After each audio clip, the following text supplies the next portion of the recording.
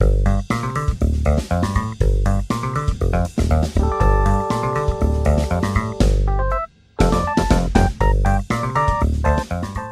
não acredita, né? Os 20% é isso que eu vou dizer agora, que é o seguinte: para o desenvolvimento capitalista inglês, era preciso produzir alimentos. Começa um processo gigantesco da Revolução Industrial, precisa produzir alimentos. Vocês sabem que a Inglaterra não se notabiliza precisamente por ter terras férteis e em abundância, ao contrário. Aquela tripinha lá, aquele horror, aquilo é assim, futebol horroroso, os pubs fecham meia-noite, é tudo ruim lá. Tem um monte de coisa ruim. Aí o que acontece? Aquele inglês que coloca para dentro, assim, vão comendo, é tudo ruim lá na Inglaterra, aquela temperatura horrorosa, não viagem para a Inglaterra. A banda... Olha a comida aqui, olha o chefe de departamento falando, a comida é um horror. É tudo ruim na Inglaterra. Então o que eu quero dizer assim, viagem para Recife, para Quito, Venezuela, isso aí é uma maravilha. Cuba.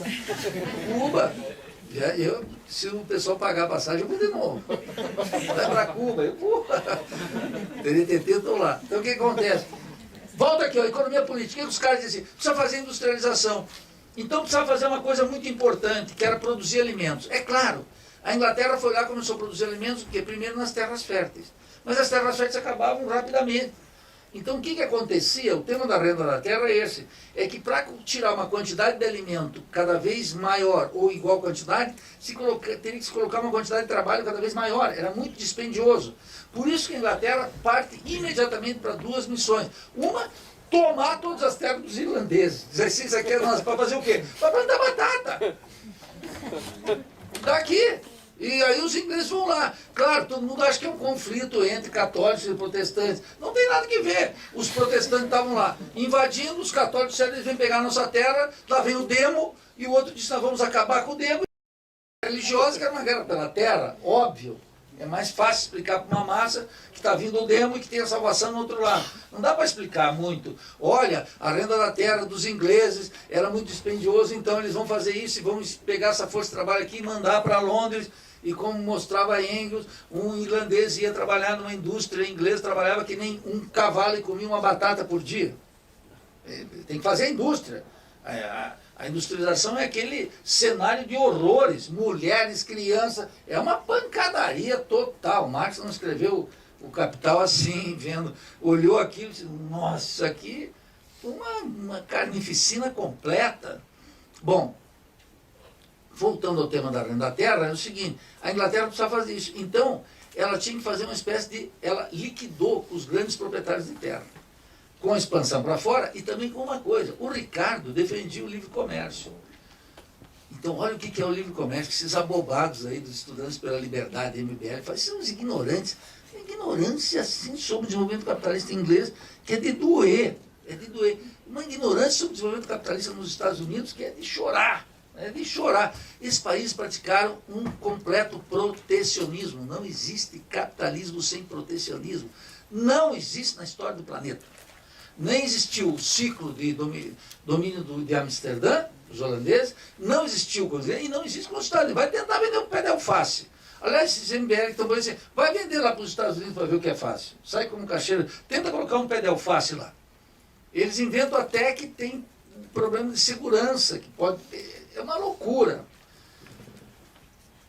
Teria muito para dizer sobre isso, mas não dá tempo. Só queria mencionar o seguinte. Então, os ingleses tinham que fazer isso. E aí fizeram o quê?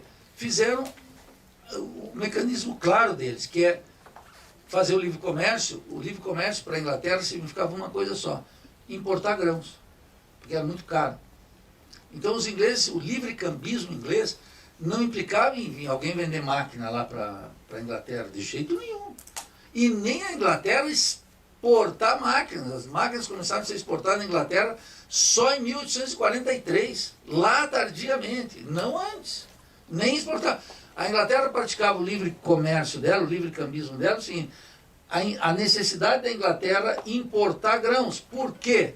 Isso está não só na economia política inglesa, está até no capítulo 6 dos princípios da economia política de Ricardo. Ricardo, o grande nome da economia política inglesa. O burguês a concepção burguesa mais acabada, aquele que o Marx disse, esse aqui é o principal economista do nosso tempo. O Ricardo dizia o seguinte: comércio exterior inglês, para que serve? Para fazer, nós gastamos aqui a moeda inglesa para comprar só aquilo que a classe operária consome. Vou repetir.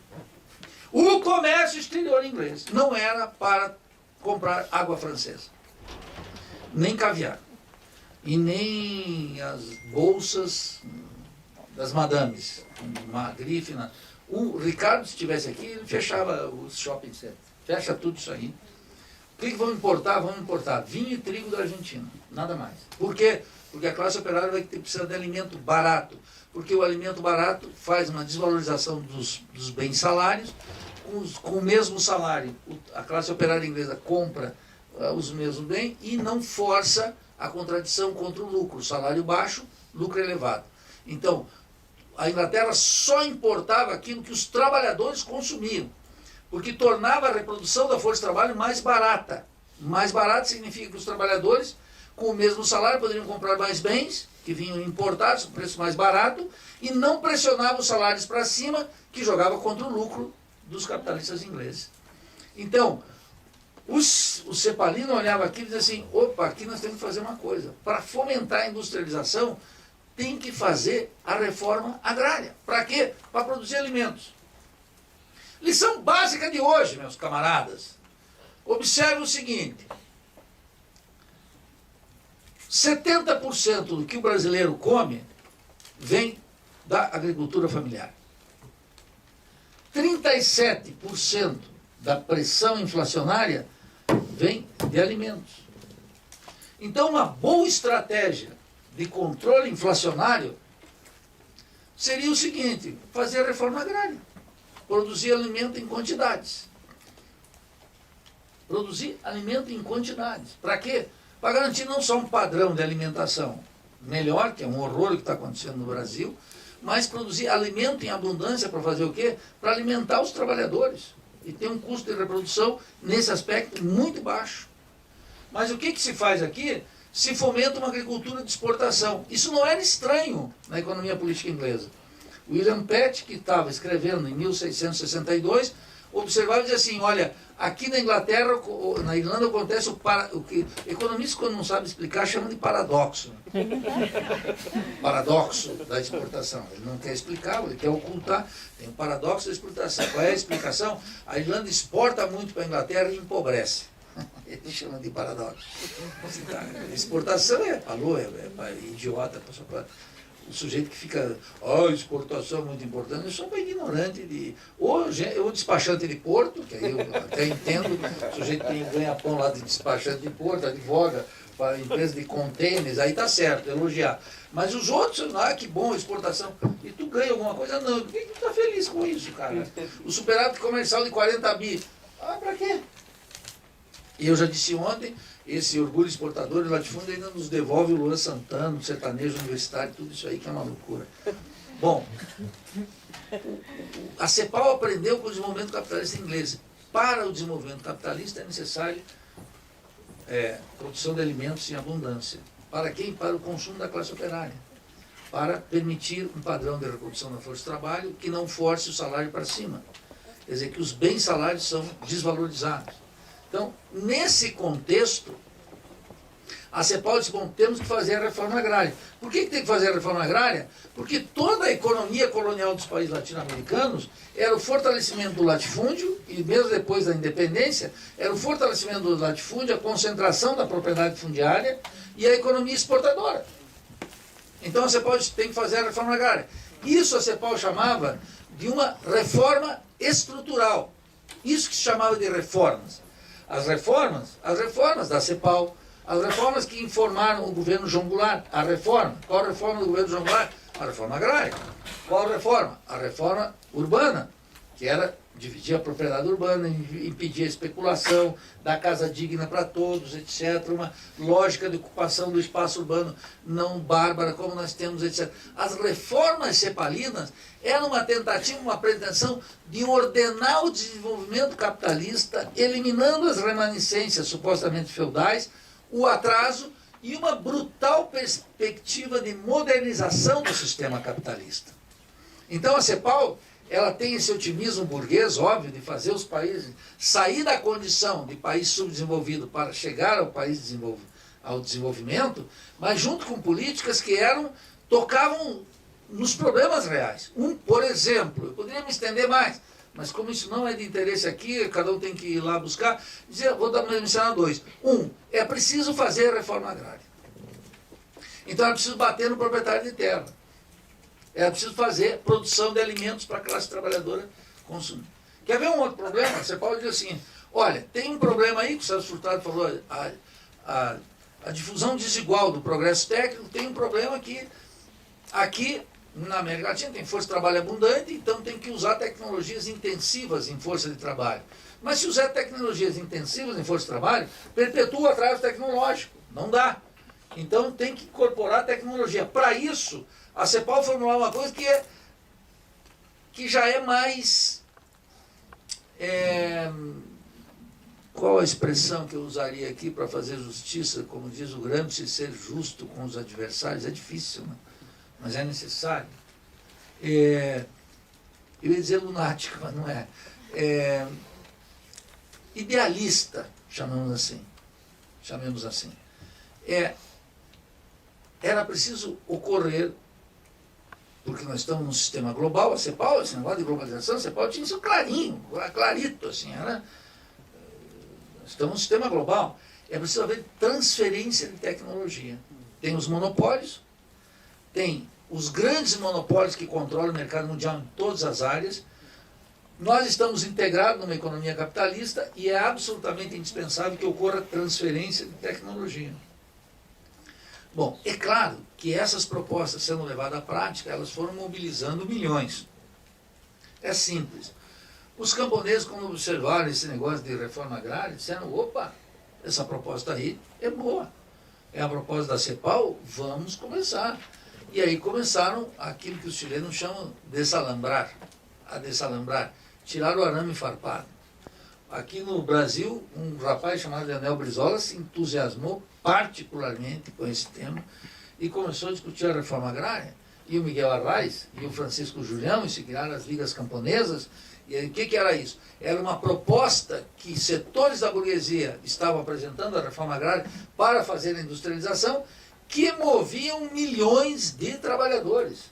Aqueles milhões abandonados, sujeito à violência, à miséria, ao abandono, à doença, a tudo. E começaram então a se empolgar pelas reformas. Milhões começaram a tentar participar da reforma porque elas tocavam no nervo de um problema real. Então, eram as chamadas reformas de base, entendeu? Um sistema bancário, uma reforma destinada, por exemplo, a impedir a remessa de lucros para fora nos termos em que era feito. Quer dizer, o que os cepalinos diziam? Tem uma produção da riqueza, que é uma produção da riqueza feita aqui. Olha isso é importante. Não vinha capital de fora. O primeiro capital que vinha de fora, tá bom, veio de fora. 200 milhões de dólares, para dar um exemplo. Que isso é uma coisa bobada, hein? Está aí, como um mandamento divino. Tal como o homem não vive sem respirar. Está aí. O capital externo é importante. É um horror. O capital externo é um horror. Por quê? Porque, e ele diz assim, o capital vem de fora. Tá bom, chegaram 200 milhões. Mas depois esse capital aqui se transformou em compra de terra, em força de trabalho, e começou a produção de riqueza aqui, e que superou em muito aqueles 200 milhões, e não só superou aquilo, começou a mandar valor para fora. Então, assim, aliás, isso, eu fui ver, isso já está lá no Adam Smith. O Adam Smith, em inglês, diz assim, que o Adam Smith também é um cínico nisso, ele fica mandando bala contra os franceses, o colonialismo francês. Ele não fala nada sobre o colonialismo inglês, quase não existisse. Mas ele diz, ele dá o exemplo de Santo Domingo. Ele diz, olha Santo Domingo.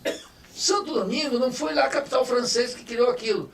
Foi o trabalho industrioso dos colonos que estavam lá e que criaram uma riqueza, etc. É a teoria do valor trabalho. Tranquilo. Com Smith, com Ricardo, com Marx, dá certo. Colocou aqui, começa a produzir valor, não é do capital externo, só a primeira partezinha que é. A CEPAL identificou isso e começou a dizer, olha, tem que controlar os lucros aqui, então tem que fazer lei de remessa de lucros. Não pode essa riqueza que é produzida aqui sair livremente. Fazer o que tem hoje aí, conta de capitais aberta. A Tigrada vai colocando para fora. E a burguesia coloca lá. Aí os dados aí, tem dados que indicam que a burguesia brasileira tem 350 bilhões de dólares lá fora. Tem outros que dão uma cifra de 1 trilhão e 300 bilhões. Aí tem que ver metodologia, o que se considera estimativa, etc. Mas esse negócio de colocar para fora, você pode dizer, não, isso aqui não pode.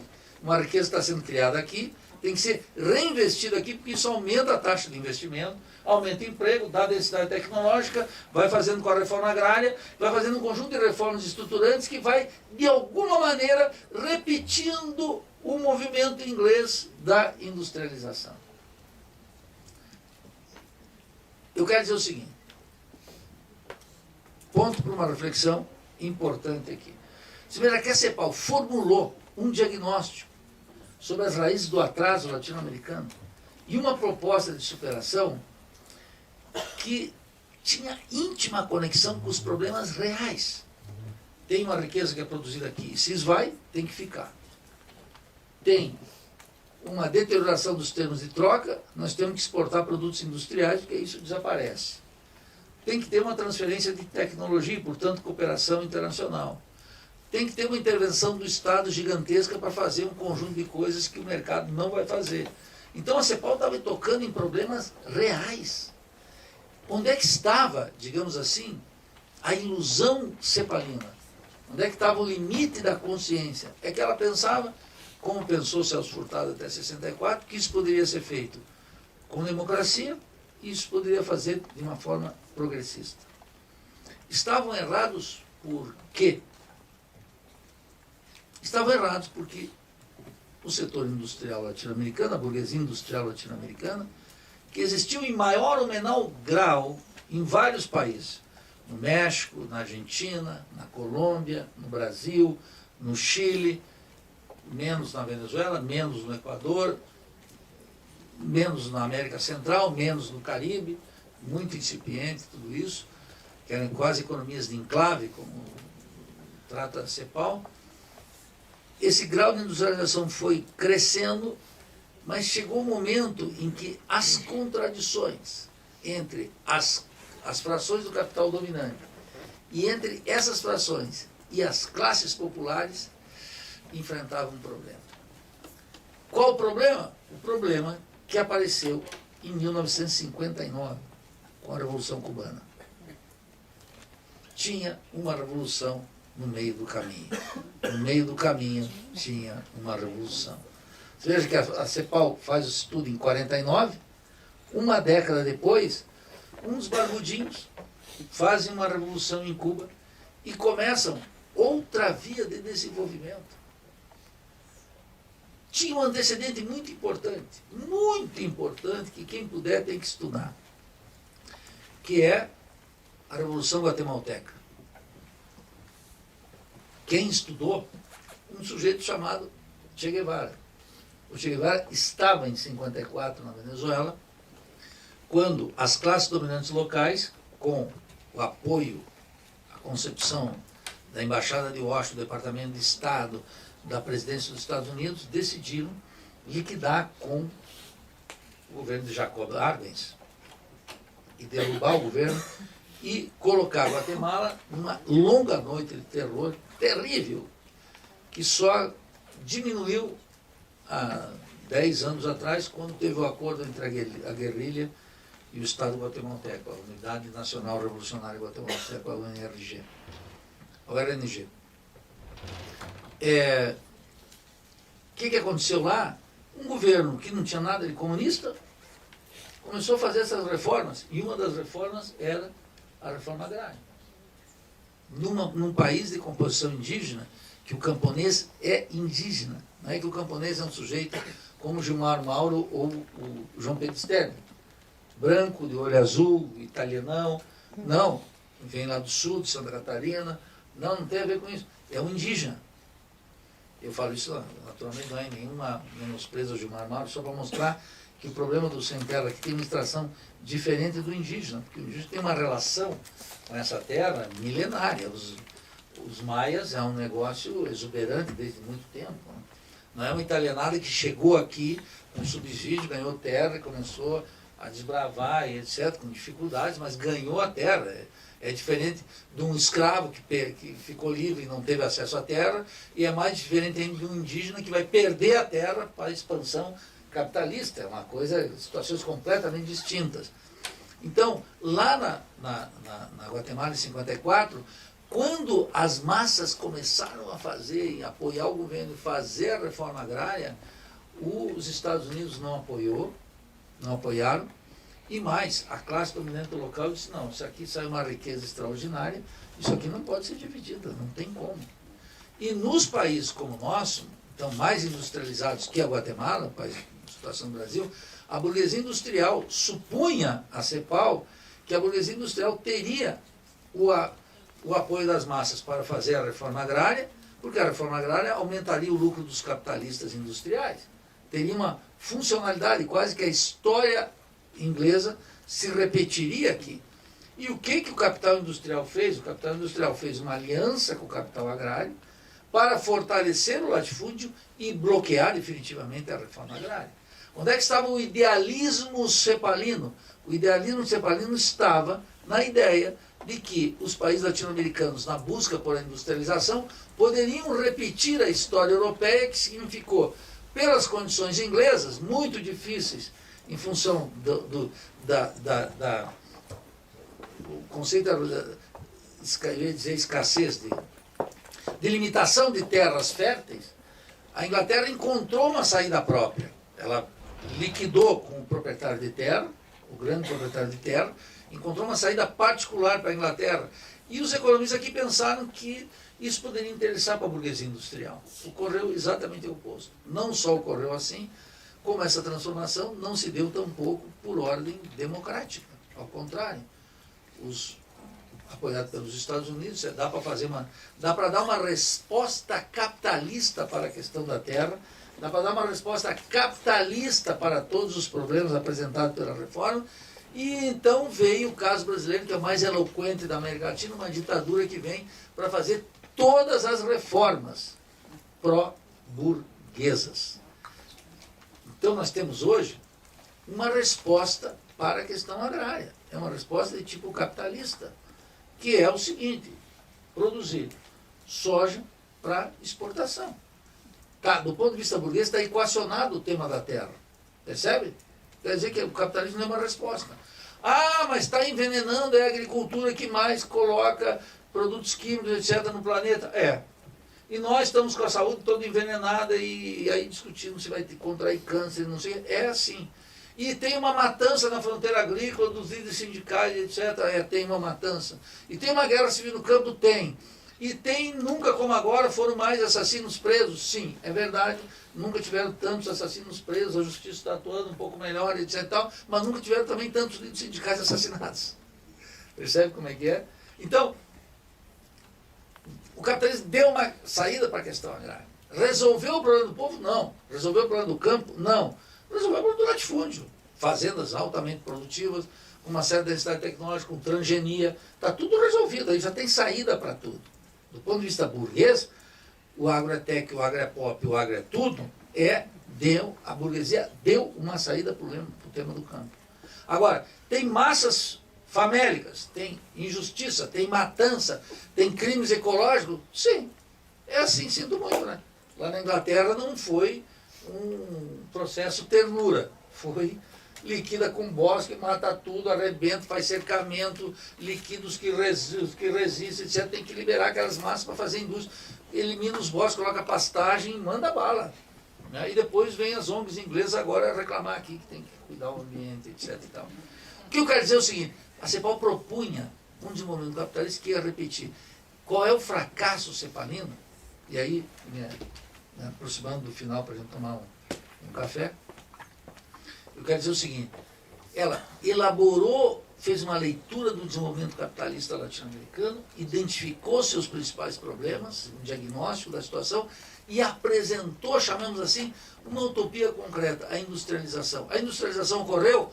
Ocorreu. A industrialização resolveu os graves problemas do desenvolvimento capitalista? Não. Vou dar 2 ou 3 deles. A deterioração dos termos de troca. aquilo que a gente exporta, aquilo que importa, mudou? Não mudou. Segundo, mesmo quando se exportavam produtos industriais, os produtos produzidos aqui valiam menos que os produtos valiam lá. Permaneceu o problema.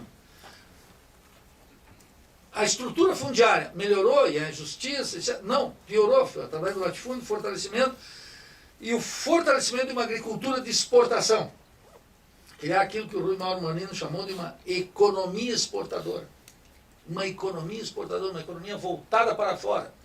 E que não pode constituir jamais um mercado interno. Amanhã eu vou trabalhar isso aí e mostrar como foi uma gigantesca fraude os governos do Lula e da presidente Dilma falar em mercado interno. É impossível constituir-se um mercado interno. Para quem leu um pouquinho de economia política, já não cai nisso. Porque o mercado interno precisa de reforma agrária, precisa de desenvolvimento de máquinas e equipamentos e precisa de fortalecimento do salário. Sem essas três condições, não pode, vou mostrar amanhã como é que isso funciona, não pode haver mercado interno. Então, o mercado interno não é classe C consumindo, indo no shopping, comprando um iPad, um iPod, não sei mais o quê. Não tem a ver com comprar essas bugigantes. Mercado interno é uma coisa muito séria. Que só esse debate medíocre, cretino, de quinta categoria que os economistas colocam aqui, turbinado pela mídia, é que fazem, e pelos partidos políticos, pelos sindicatos, sindicalistas é bobagem. A regressão intelectual dos sindicalistas é uma coisa, porque se tu pega um jornalista bobado, você pega uma Miriam Leitão falando de economia, não tem problema. Mas tu pega um sindicalista analfabeto em economia, isso é gravíssimo. Porque o sujeito está representando os trabalhadores. A Miriam Leitão está trabalhando para os banqueiros, para a Avenida Paulista. Então ela está no dela. Ela está ganhando com aquelas mentiras. Ela ganha. Percebe?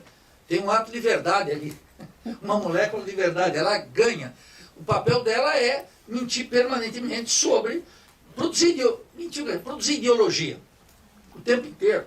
Não é o papel de um sindicalista, de um estudante, de alguém que está buscando a verdade. Tem que dizer, não, para isso aqui não funciona assim. Não funciona. Então, não pode ter um mercado interno se não tem. Quem estudou a CEPAL já sabe. É isso que eu queria dizer. Quem estudou a CEPAL sabe o que é o mercado interno. O mercado interno não é elevação do consumo. Um cepalino sério diria, não, para aí, meu filho, senta aí que eu vou te explicar. O mercado interno tem, em primeiro lugar, que fazer a reforma agrária.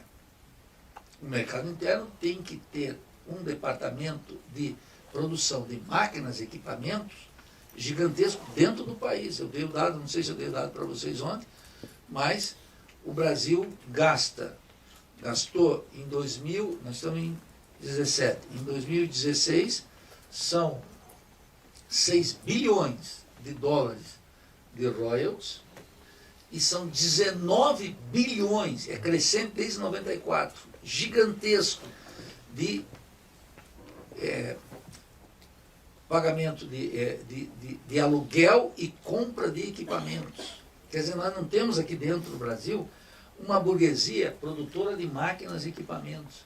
Então não incorpora uma produtividade permanentemente aqui, orgânica, de tal maneira que a possibilidade de constituir o mercado interno está quebrada, está sem uma perna. Mas como não faz a reforma agrária, também está sem outra perna. E como não eleva o salário mínimo, também está sem um braço. Então não tem mercado interno. Esse surtinho de consumo, isso aí é assim. Quem estudou a CEPAL estaria protegido sobre isso. Encontraria o Guido Mantega no restaurante aqui, em vez de xingá-lo, diria, Guido Mantega, não vai dar.